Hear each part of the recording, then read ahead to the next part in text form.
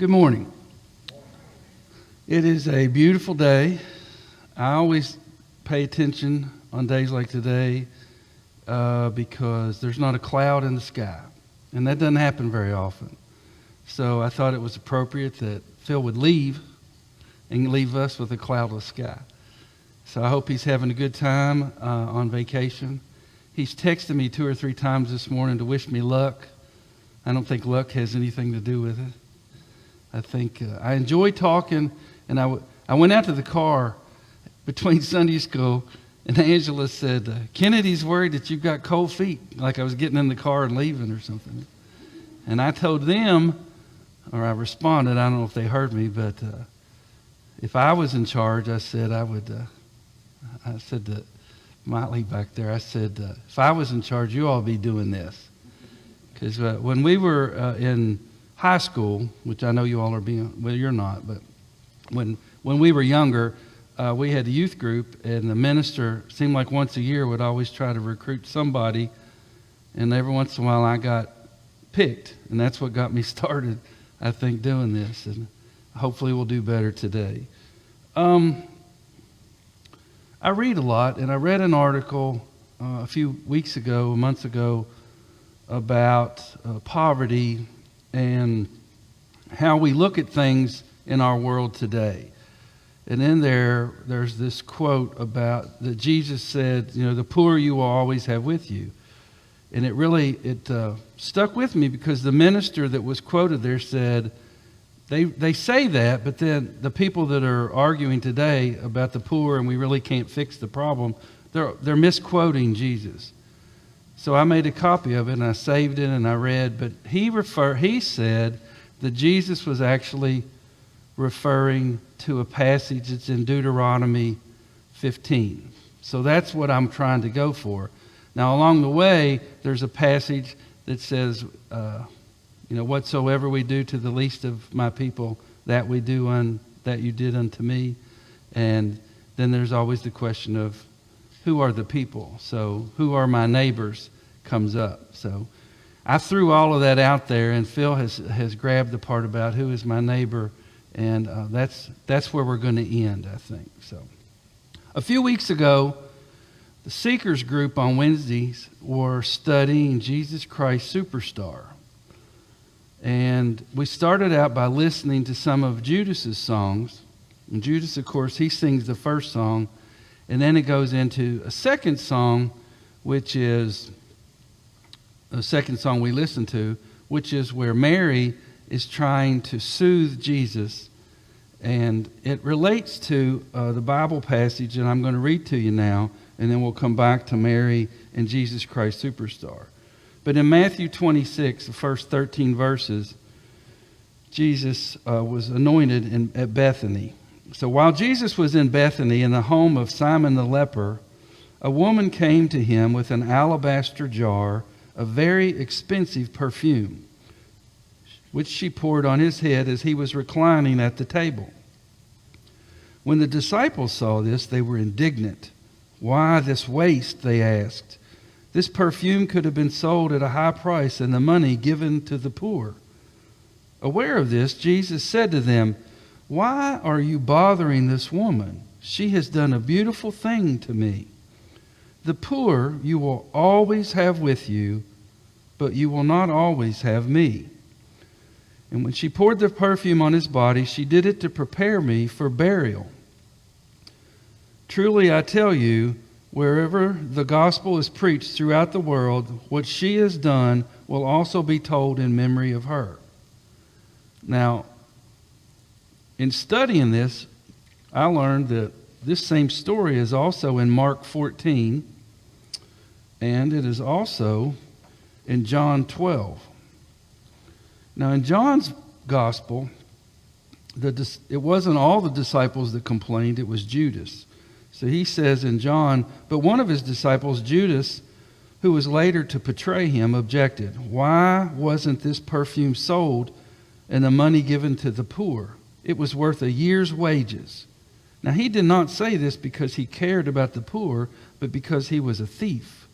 As keeper of the money bag, he used it to help himself to what was put in it. And Jesus said, "Leave her alone. It was intended that she should save this perfume for the day of my burial. You will always have the poor among you, but you will not always have me." Now, back to the Jesus Christ Superstar and the singing and Judas' song. So we have this scene where Mary is rubbing Jesus' head. Now, in these Gospels, one time they anoint his head, and then one time she's bathing his feet with the oil. But the oil was very expensive. It was, in a couple of the Bible verses, it referred to it as nard. I thought that sounds a lot like lard. So I thought maybe I should look that up. And that comes from a root, spikenard, which ironically, so I must be on the right path. So the nard comes from a root that grows in another part, like in eastern part of Asia. So it had to be imported even in those days, which I'm assuming came along the Silk Road, and it was very, very expensive. But the song goes like this. This is Judas singing. He says, "Woman, your fine ointment, brand new and expensive, should have been saved for the poor. Why has it been wasted? We could have raised maybe 300 pieces of silver or more. People who are hungry, people who are starving, matter more than your feet and hair."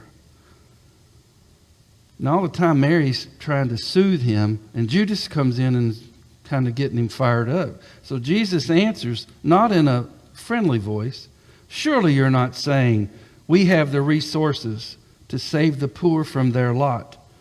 There will be poor always, pathetically struggling. Look at the good things you've got.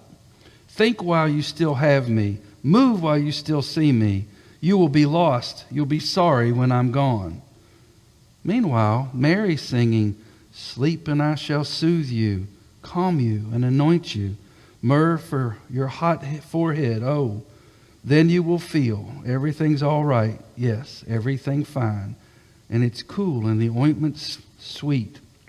For the fire in your head and feet. Close your eyes, close your eyes. Relax, think of nothing tonight." So it's pretty clear from the three verses and from Jesus Christ Superstar that Jesus did say, "The poor will always be with you." Now, in each of these passages, as I said earlier, Jesus is referring to Deuteronomy 15:11.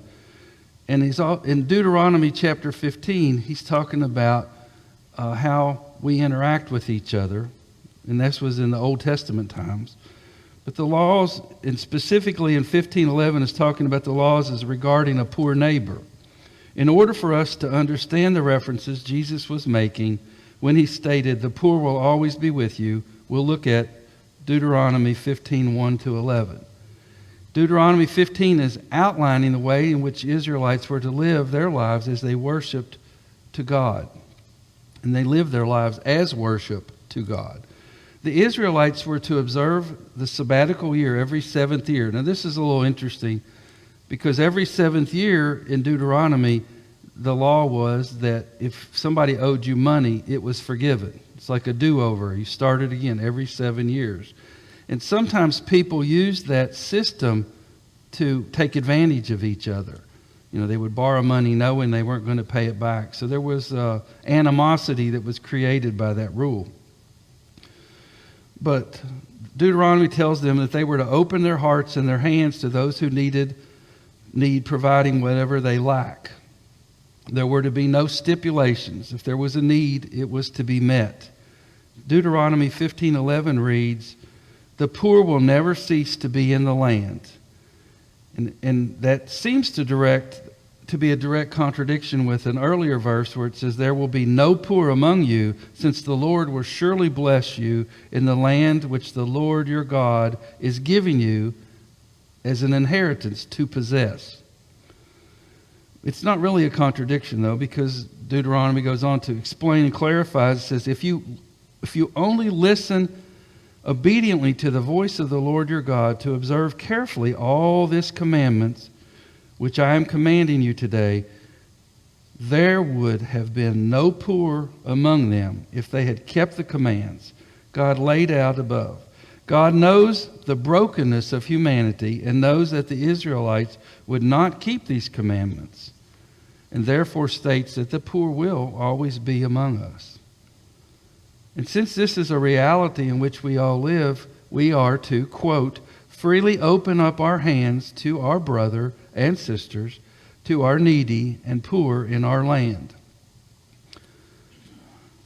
Now, when I Googled this, there were some commentaries that discussed what does this really mean. It was, to be sure, the persistence of poverty is not a reason to ignore the plight of the poor, but to draw near to them with generosity.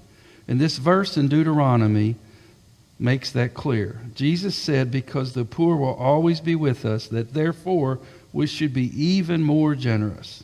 Many today, and that's what I was alluding to earlier, many today say that Jesus said the poor will always be with us. So no matter what we do, we cannot stop poverty. It's like putting out an unquenchable fire.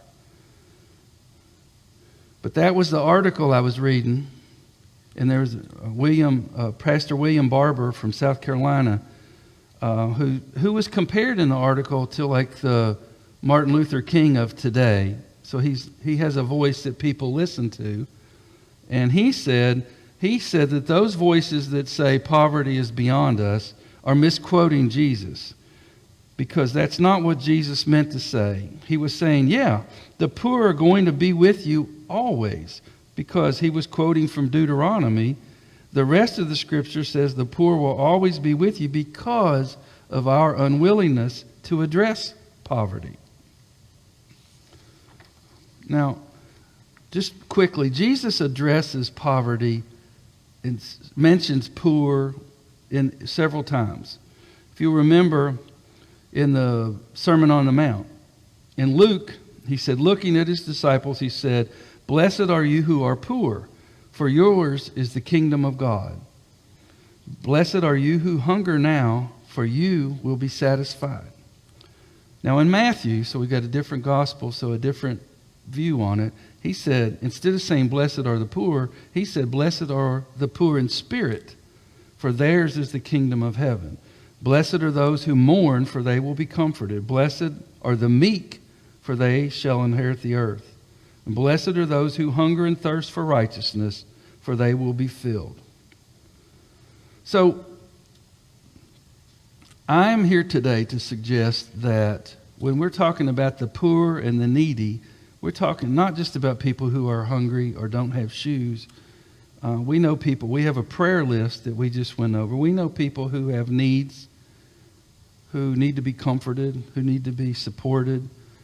And I think we are trying to address those, and I think we do a pretty good job about it.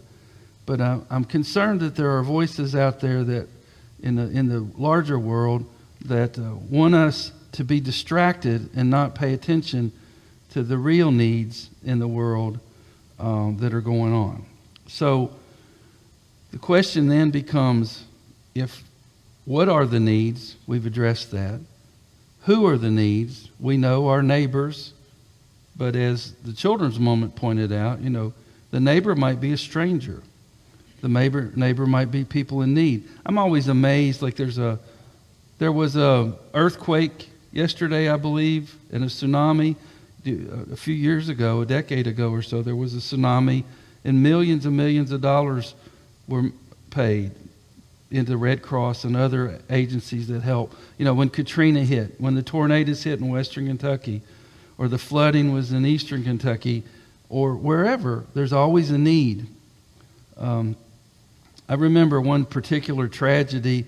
My cousin commented that she posted on Facebook about what Mr. Rogers always said, that his mother comforted him when bad things happened. There was a fire or a wreck or a flood.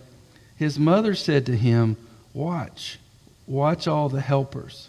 Watch all the people who will help, because they come. And so we need, and I'm talking to myself too, I need to do more and to pay attention more.